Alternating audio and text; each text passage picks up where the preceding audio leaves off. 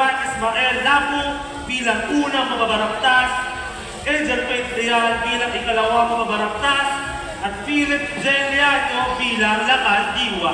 Palakpakan natin ang bagong koronadal advocates. Hindi na ako nagtusin ng imo, social media. Nagkulang lang sa tinyo ng mapagos. Hindi mo lang nakakaroon. Ako, hindi pagkakataon. Baligang panitugan. Hindi naman yan ko. Hindi pa na nagsimula. Karunungang pambihira. Agad kayo nagsigawan dahil pa ang mga bata na nalulungkot isipin. Malipas ang pinakita. Gusto nyo atang sumigat maging naman ng balita.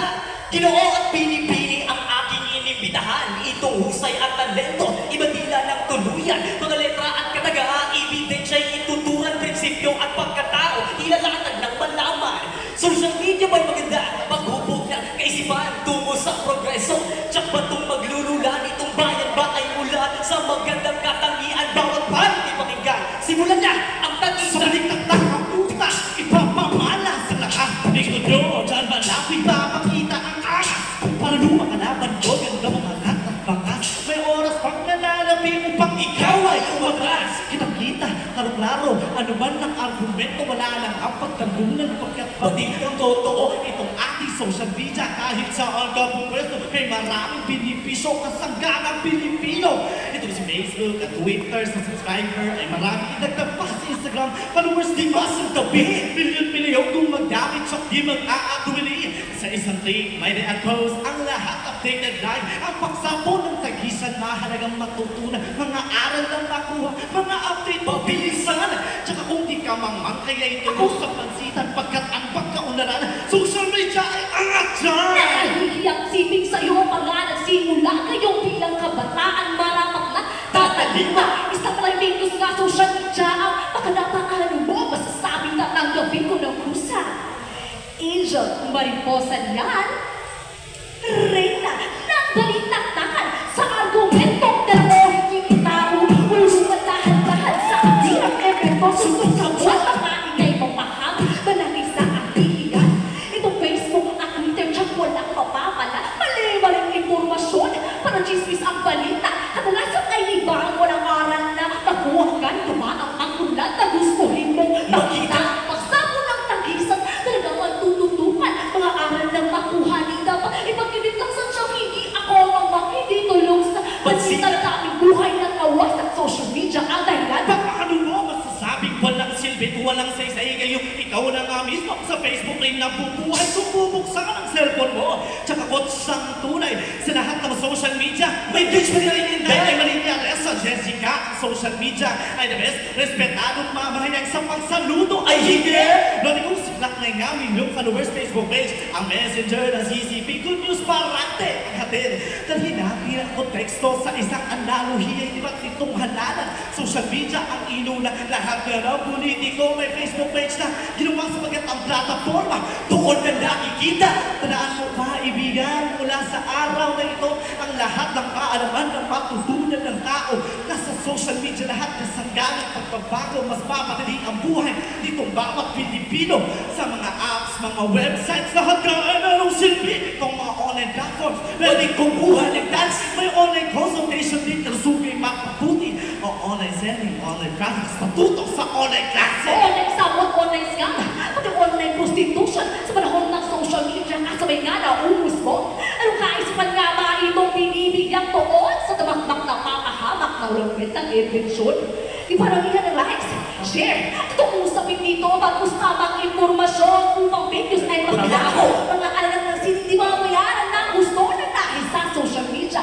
Naumuopen ng talento, ikaw na rin na nagsabing itong mga politiko ay gumamit na social media upang makuha ang boto sa kahibangan ngayon pagkat balitang boto, binago ang kasaysayan, ang diktador na nagsanto. Ang diktador na nagsanto? Sa ikaw ba, hindi nangyari nitong handa na nitong kasaysayan nagbago ng tuluyan. Social media madragong ginagawang kasangkakan na ihalal sa posisyon kahit mga Maglilila. Ano buto ko talaga? Wala ng magweta. Anong magsadyang emisyon mo'y kakasira ng iba at dahil sa social media na di para hindi maganda. Daming alter na jajakol, ngunit tanawang ng pera na jajakol. Ang bastos mo kaibigan. nahihiyan, hindi ka dapat tulakan. Gusto ka bang marinig sapagkat ginagawa mo yung hiya naman ako sa sex scandal sa cellphone? Akin munang puputulin, marundok din yung tagisan. Bitbit at ginoo, ako rin sana'y pakinggan. Balagtas ay karunungan, walang buwang ang baskusan. Pakalahin ang sarili at ituloy ang tagisan. Sa lamisim ng haraya sa siklo ng balitatao, ang karino nitong buhay, iba-iba ang pananaw. Sa karagatan man utuplon itong ating panitikan, may panig na matigin upang sagot ay makamta. Unang nga namin muli itong kamuskusan at sa mga larong Pinoy, natuto ang karamihan sa hindalulusong tinig. Tumawras pag-itakyaan, di tulad ng online games, batas at kalusugan. Noong panahon ni Plato, Aristotle at Socrates, siyang mga mahuhusay maging itong si Archimedes. Pahinga nga kayo kung sa talino ay the best. Di ka kasi nagbabas at puro ka kasi gadget. Ang sinasabi ko si tao bang iyong mapagtanto ay nalagay sukatan ang kakalimuhan ng tao. Ang anumang mga bagay na nilikha ng invento lalong kapalwaraan ang maidudulog nito. Sa panahon ng social media, walang gumagana kahit sinong tatanungin agad intindi na nila. Nakita, klaro ng mga analohiya, hindi lang ang mga mata na hindi ka maging taka. Ayaw ko siya mo si Ian ito. Nakagaw kayo mo inday! Ipusan mo bakba! magsinigil kayong lahat! Ako ngayon ang gigigil, ang pagsuway sa aking utos, halimbawa ng pagtaksil. Kaya ang basta ko ngayon, balitak kakaiigigil sa kabila ng pabayak, ano ba rin naman Hallelujah ang gusto at nais kong marinig. Kaibahan nitong luma at ng bago ng mapatid. Itong ating social media, babae ka, ibig-ibig sa isang post at isang click, magpabago ang daig. Pinaan sa kamuspusan, itong iyong argumento, kayong di mo naranasan mga larong lahi ito. Kung isipin may contest 5, maging itong Super Mario. Sa matagal ng panahon na bigay aliw sa iyo, sa siyensya at iba pa wala nang hahanapin pa pagpapagod na lang ito. Dapat magpasalamat ka. Mabilis ng inovasyon, wala na pong talaga magamit itong software platforms. May maraming magagawa. Edukasyon, ekonomiya, social media may ambag dyan. Bilis ng komunikasyon, mahalaga sa lipunan. Bakit hindi mo matagap? Pumukha ang patuloyan mo lang na kakaisipan. Pilipino ka mataan. Hoy! Pinoy ako! Buo aking loob. May agimat ang dugo ko. Sabi nila, ay anting-anting ako. Ngunit di nila alam. At hindi nila alam na wala ka nang masabi kaya kumakanta ka na lang. Pakinggan! Pakinggan! Magsitigil mo na kayo! Baka pwedeng maiwasan mga pagsigawan mo kung di kahihiyan naman.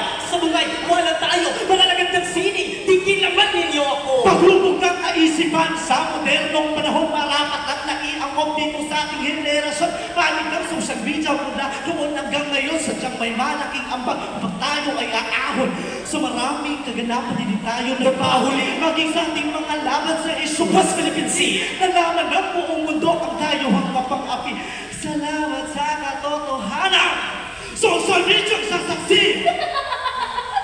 Kaka-Facebook mo kay Hero at mayroong ebidensya sa siyang lumaba, lumana ang resulta ng umpisa. Bakit mo ba sisisihin? Wala namang inalaman ngayong nasa paaralan. Ang dapat ba nagot dyan? Kung patingin ninyo anay ang iliga ba isanay kanina pag inasaway, wala kang intindihan na inikit, ini manami. Kasi kita ka bagigay, kung hindi ka mo magbati, ulit kita tutong inday. Paghuhog ng kaisipan itong ating sambayan na inumong ng edukasyon, inanday itong tahanan. Hindi dapat naiya sa social media manila kapag ang nakasanalay itong ating kinabukasan. Bago ako ay magtapos tulunan, ninyong malimot, isang isip, isang puso, isang iwasan ang lubos. Ang pagpantay nitong bukas, magpagtantong hindi kapos kung ating susubuin. Sa Facebook, di magandang post. Ngayong itong ating bayan ay may maraming problema, kaliwat ka ng bangayan sa usaping politika. Naihalan si Kupitan, kasamang kakawat niya maging itong barantasan. Kinikwestiyon din ang iba. Maging itong barantasan. Kinikwestiyon din ang iba. Sa politika ng bayan, nag-aalam itong laban. BBM, magdating nga ngayon nagsasagot pa at wala namang pakinabang itong ating sambayanan. Kaya dapat matalino itong ating kabataan. Senado ng ibang bansa ay pang world class ang usapan. Senado sa Pilipinas na daig pa ang peryahan. Di ba nadala si Tevez, Senior Aguila at Kibuliman kung ano ang uso doon lahat. Dito po ng edukasyon, itong Decad Secretary maging ang sa agriculture.